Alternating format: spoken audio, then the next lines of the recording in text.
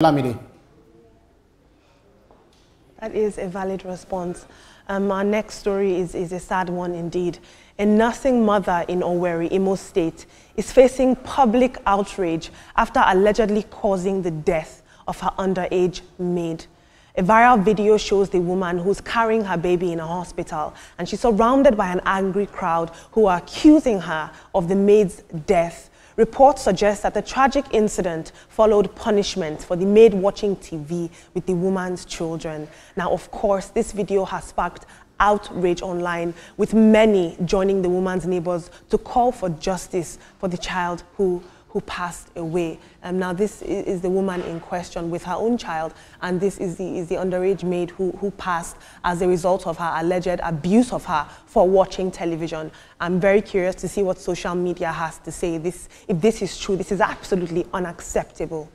Alabi says, I think it's high time that the government, both at federal and the state level, seriously clamp down on child labor. We cannot continue like this. Our government is failing our children, and it's disheartening to watch. I'm really sad. So am I, Alabi.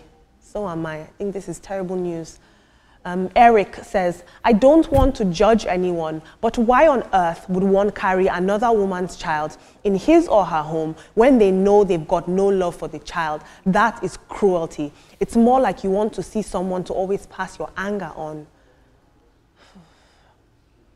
Filippo says, this has to be transferred aggression on a whole new level. How can you take the life of a child because they were watching TV?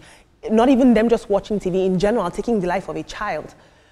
Kelvin commented on Instagram. He said, some women bring in young girls as young as 8 to 14 years old to handle chores they find too demanding for themselves in their 30s. Sadly, these children often face harsh treatment when they struggle to complete tasks that are challenging, even for adults.